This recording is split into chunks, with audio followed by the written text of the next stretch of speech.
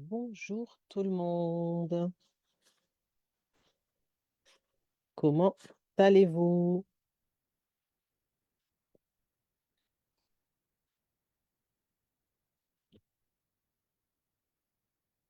Alors, on se retrouve ce soir pour un dernier live avant mes congés d'été. Donc, rien de mieux que de faire un petit point, voilà, avant de partir, avant de nous séparer, de nous quitter et de nous retrouver pour la rentrée prochainement.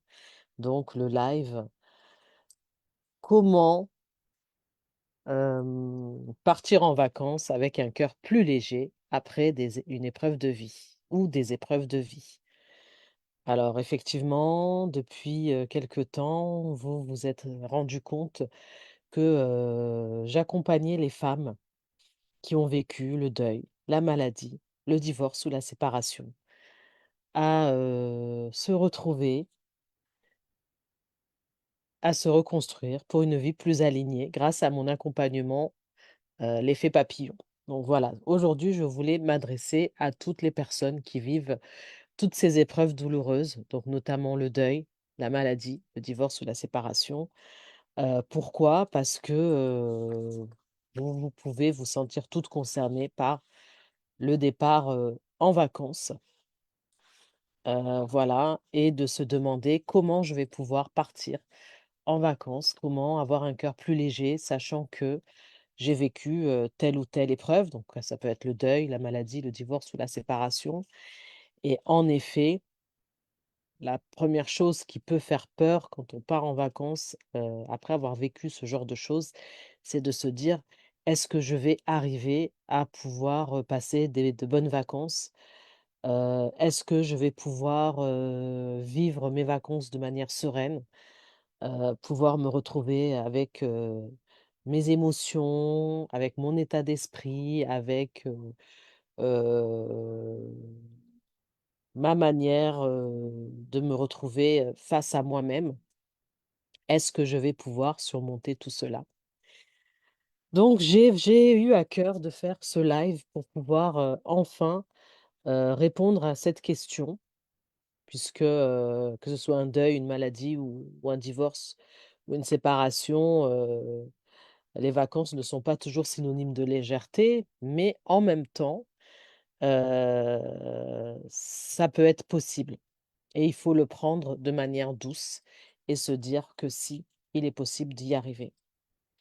Donc la première des choses, c'est que vous allez vous dire, «Je vais partir en vacances, je vais, me retrouver, face à mes émotions. Est-ce que je dois me laisser aller à mes émotions?» Donc première des choses.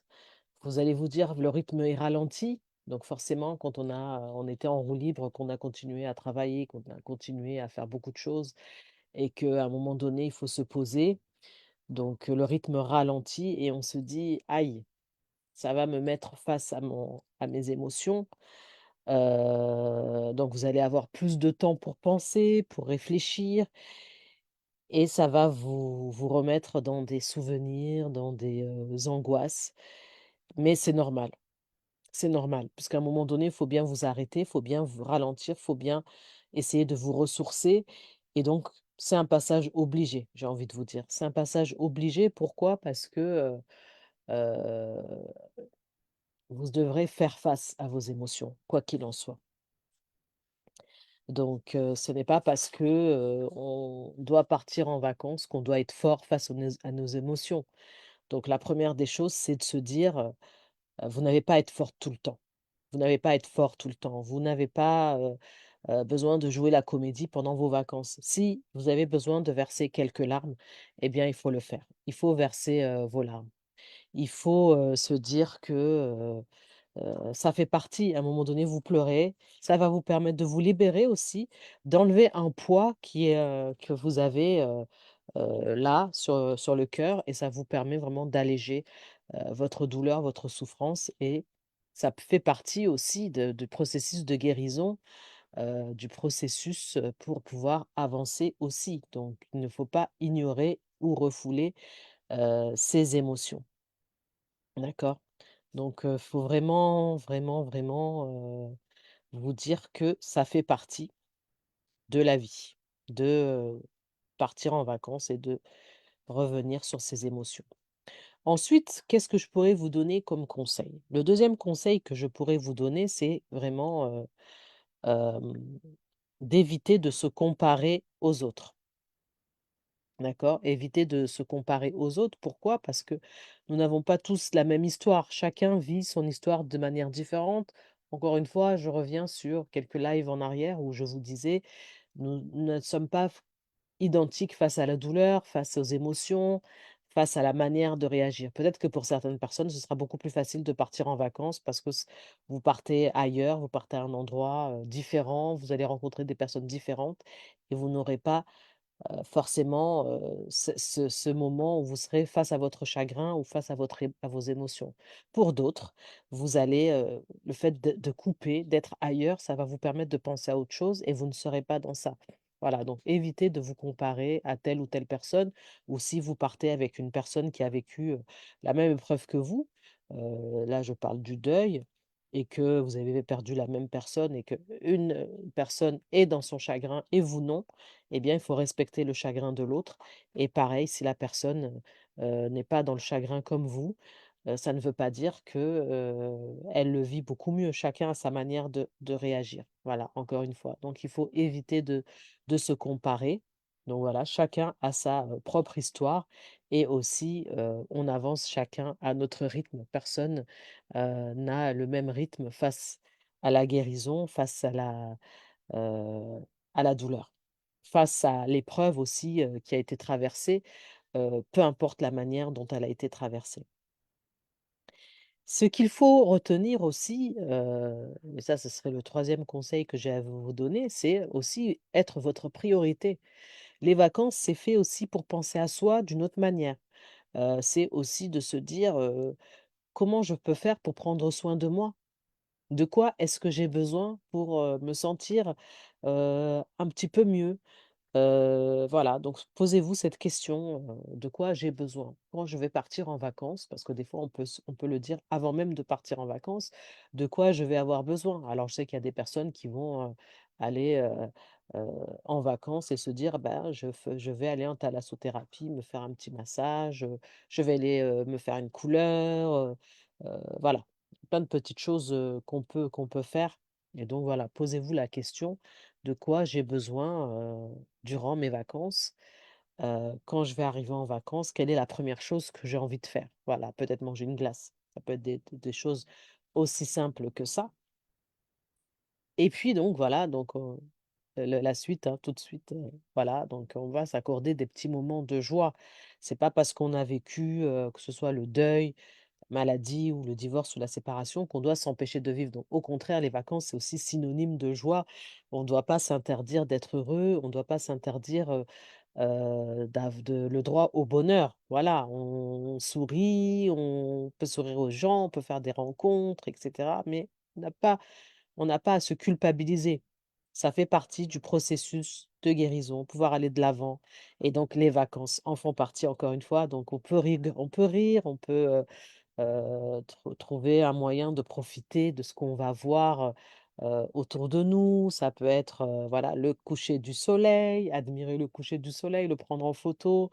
Ça peut être, s'asseoir dans une terrasse au bord de la mer et boire un café. Ça peut être aussi, emmener les enfants à une fête foraine et les regarder s'amuser, les prendre en photo. Ça peut être, voilà, toutes ces choses-là qui peuvent vous permettre vraiment de pouvoir avancer et de vivre différemment les choses, sans forcément trahir, ce que vous avez vécu et vous sentir, quand même en phase avec vous-même. Voilà, faut pas vous dire que tout c'est trop tard, que vous ne pouvez plus rien faire. Bien au contraire, les épreuves, ce n'est que une part de vous qui va vous donner parfois des leçons à en tirer pour pouvoir avancer différemment, faire les choses différemment. Donc voilà et c'est ça qui ne faut pas oublier.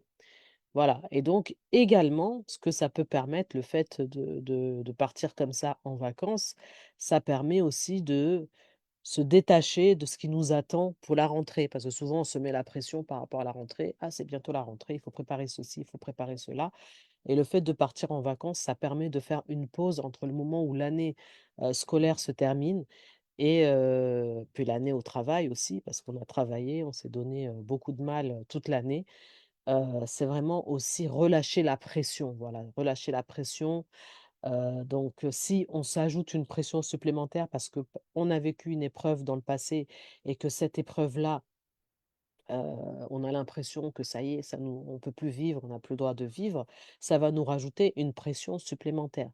Donc il faut absolument s'enlever toute pression pour s'enlever aussi toute culpabilité, pour pouvoir vraiment profiter, de l'instant, présent, de cette légèreté pendant les vacances où on va prendre plus de temps, où on va, heu, être plus à l'extérieur qu'à l'intérieur, puisqu'on va profiter du moment, voilà, de se ressourcer, de pouvoir, se balader, dans une forêt, dans un parc, ça peut être, aller, tout simplement le soir, sur des marchés, d'été où vous allez pouvoir, découvrir, des churros, manger, la spécialité du coin, et cetera. Donc voilà, vraiment profiter totalement parce que ça permet aussi de se dire: «Je reviens différemment à la rentrée, je reviens beaucoup plus», comment je pourrais dire ça? Je reviens beaucoup plus, je suis transformée, mais dans le bon sens. C'est-à-dire transformée dans le sens où je vais pouvoir, heu, me retrouver différemment, pouvoir, profiter, pleinement, heu, de ces vacances-là pour, revenir, beaucoup plus légère, beaucoup plus, en forme, beaucoup plus, ressourcée et prête pour pouvoir entamer une nouvelle année, différemment puisque j'aurais pu enlever toute la pression que j'ai eue, tout le reste de l'année. Alors, ce qu'il faut se dire aussi, c'est que les épreuves, parfois, elles changent notre vie, c'est vrai, mais c'est pas parce qu'elles changent notre vie qu'on doit se dire que, ça change notre vie en mal. Bien au contraire, les épreuves permettent, comme je vous dis, de transformer votre vie différemment. Donc les projets peuvent être différents, le regard qu'on a sur la vie peut être différent, nos priorités vont changer. Donc voilà, ça peut être, comme je disais, on peut privilégier des liens familiaux qu'on n'avait pas auparavant. On peut aussi profiter plus de l'instant présent parce qu'on sait que si on a vécu le deuil, ben, la vie ne tient qu'à un fil et que du coup on se raccroche un peu plus à la vie et donc on va éviter de repousser les choses au lendemain qu'on peut faire aujourd'hui parce qu'on se dit, voilà, on ne sait pas ce que la vie nous réserve, effectivement. Donc, on a une autre manière de voir les choses. Les priorités changent et ça nous permet vraiment de définir aussi différemment notre avenir.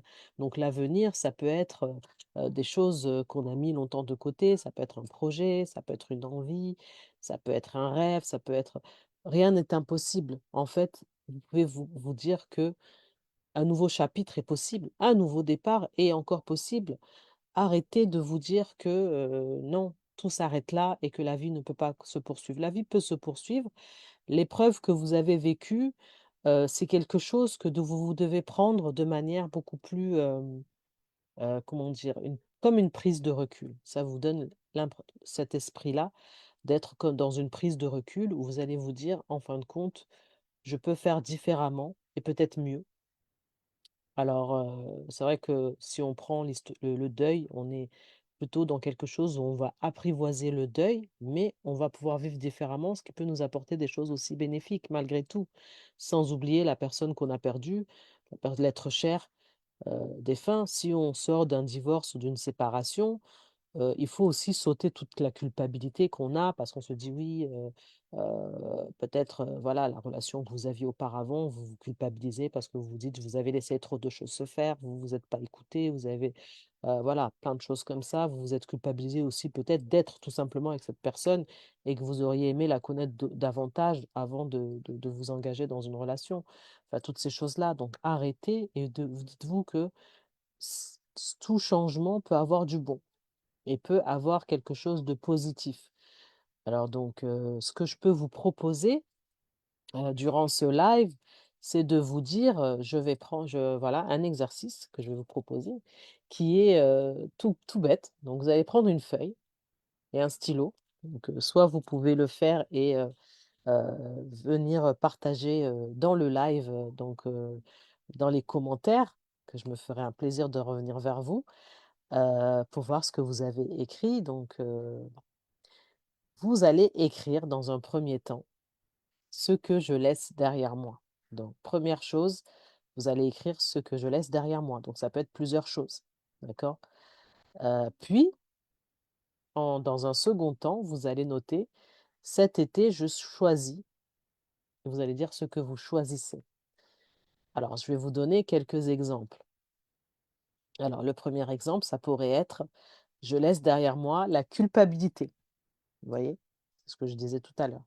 Je laisse derrière moi le besoin d'être parfaite, parce que souvent, on a l'impression que, bah, pour aller de l'avant, heu, profiter du changement, on doit être différente. Bah, non, pas forcément. On fait avec qui on est, avec ce que l'on a.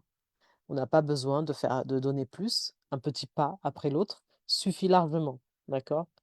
Je laisse derrière moi la peur du regard des autres, parce que aussi, on a toujours peur d'être jugé. Donc arrêtons de nous focaliser sur la vie des autres. Voilà, je laisse derrière moi la peur du regard des autres.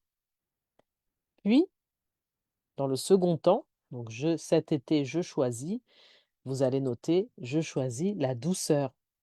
Voilà, faites preuve de douceur envers vous-même, ça peut être ça. Je fais preuve de douceur envers moi-même. Je choisis de prendre soin de moi. Donc vous voyez, des choses toutes simples. Donc je choisis de prendre, soin de moi, ça peut être tout simplement, bah, je me fais un brushing, ou je décide de me maquiller, ou je m'achète une jolie robe. Ça peut être des choses toutes simples, ou vous allez, vous acheter une glace et vous allez vous faire plaisir, et puis c'est aussi prendre soin de soi. Troisième, vous pouvez aussi dire: «Je choisis d'avancer à mon rythme». Voilà, donc comme je disais, un pas après l'autre. On n'a pas besoin, c'est pas une course. Chacun avance à son rythme et chacun a un rythme différent. Donc voilà, c'est un exercice simple, concret, et en même temps qui peut être symbolique. Pourquoi? Parce que ça vous apporte vraiment, un petit bagage pour pouvoir vraiment, profiter de ce temps de vacances et pouvoir vous ressourcer, vous retrouver. Voilà, donc première chose que vous allez écrire, donc vous prenez une feuille, un stylo, et vous allez écrire dans un premier temps: «Je laisse derrière moi». Je vous ai donné des exemples, donc ça peut être: «Je laisse derrière moi la culpabilité, je laisse derrière moi, le besoin d'être parfaite, je laisse derrière moi la peur du regard des autres». Voilà. Dans un deuxième temps, je vais écrire: «Cet été, je choisis», et donc vous pouvez donner comme réponse. Donc cet été, je choisis la douceur. Cet été, je choisis de prendre soin de moi. Cet été, je choisis d'avancer à mon rythme. Voilà, vous avez des exemples comme ça. Et donc, c'est un exercice qui vous permet vraiment déjà d'avoir un repère et qui vous permet de partir en vacances sereinement. Donc, c'est ce que je vous souhaite à travers cet exercice. Donc, faites-le soit pour vous-même, en prenant une feuille et en notant. Ça peut vous permettre de mettre cette feuille-là. Heu, enfin, quand vous partez en vacances, ça peut vous permettre d'être mieux et de vraiment regarder cette feuille quand vous êtes en vacances et de voir ce que vous avez noté. Ça peut être intéressant aussi pour, vous sentir bien et vous raccrocher à ce papier que où vous avez noté donc ce que vous choisissez et ce que vous laissez derrière vous. Donc c'est déjà, heu, une bonne base pour pouvoir bien entamer, vos congés. Alors, c'est vraiment, ce que je veux que vous compreniez à travers ce live aujourd'hui. C'est que vous ne partez pas en vacances, heu, en transportant avec vous, ce bagage de souffrance. Voilà, c'est ça que j'ai envie de vous dire. Vous n'emmenez pas avec vous votre souffrance.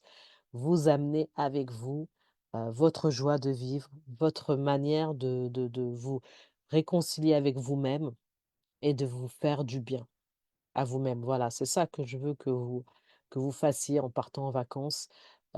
C'est vrai que les épreuves de vie nous marquent, nous donnent, beaucoup de fil à retordre, et c'est dur de pouvoir avancer, mais essayez vraiment, comme je vous dis, de mettre un pas devant l'autre pour pouvoir avancer, et vraiment, voilà, saisissez-vous de ces petits tips que je vous apporte là, pour pouvoir partir en vacances de manière sereine. Ça peut pas être forcément simple parce que selon la période, selon, qui, vous avez perdu ou, voilà, il faut faire le deuil d'une relation parfois quand c'est le divorce, la séparation, la maladie, ben, on n'est plus la même personne qu'on était avant.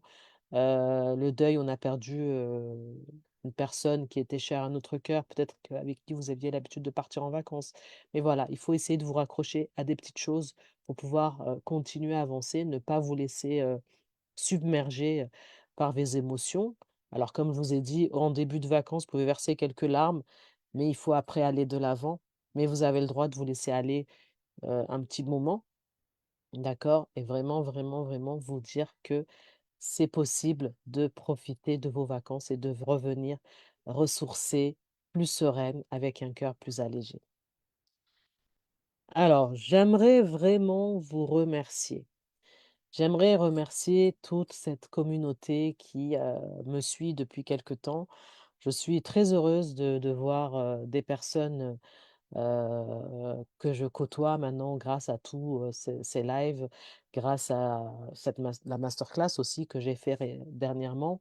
Donc je voudrais vous remercier. Merci, merci, merci. Vraiment, je suis heureuse de voir que des personnes se sentent concernées par, ce que je propose et c'est pourquoi aussi je voulais faire ce live-là, avant de partir, en congé, puisque je vais partir en congé. Je serai de retour fin août, donc je reprendrai, mes lives à partir du moment où je serai, de nouveau, heu, sur, revenue de mes congés et donc voilà, moi-même, je vais me ressourcer, moi-même, je vais faire en sorte d'aller de l'avant pendant ces vacances, essayer de prendre soin de moi pour, revenir, de meilleure forme et pouvoir, poursuivre ce chemin avec vous.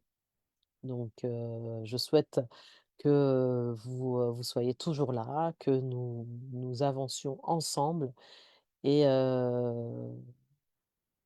que vous puissiez écrire vous aussi la suite de votre histoire, tout comme moi. Voilà et donc ce que j'aimerais aussi, que vous fassiez pendant les vacances, donc je vais vous donner quelques tips, assez rapides. Qu'est-ce que vous pourriez faire pendant les vacances? Alors ça, c'est vraiment quelque chose que je vous donne cadeau, aujourd'hui, pour partir en vacances. Donc votre défi, ça va être pendant les vacances vraiment, là, à ce moment-là, faut peut-être un cahier plutôt, parce qu'une feuille ne suffirait pas et là, à ce moment-là, vous allez pouvoir vous dire: «Je vais noter à chaque fois quelque chose pendant mes vacances». Donc si vous partez pendant une semaine, partez pendant 15 jours, partez pendant 3 semaines. Chaque jour, vous allez prendre le temps, donc 5 à 10 minutes, de vous poser et de voilà, faire un travail pour vous-même, pour vraiment, vous permettre de prendre soin de vous, mais réellement, c'est-à-dire en toute conscience. Parce que souvent, on dit: «On va prendre soin de soi» et on va s'oublier, on va penser aux autres, on va penser aux enfants, et on n'a pas pris soin de soi. Donc vraiment prenez ce temps, 5 à 10 minutes, par jour, d'accord? Où vous allez vous retrouver avec vous-même. Donc ça peut être, écrire une pensée, d'accord? Ça peut être, je fais une promenade, ça peut être aussi, respirer en pleine conscience, donc ça peut être faire de la cohérence cardiaque, d'accord? C'est un exercice que vous pourrez trouver, sur, YouTube, sur, voilà, de la cohérence cardiaque. C'est apprendre à respirer pour pouvoir se sentir, heu en phase et retrouver un bien-être, d'accord?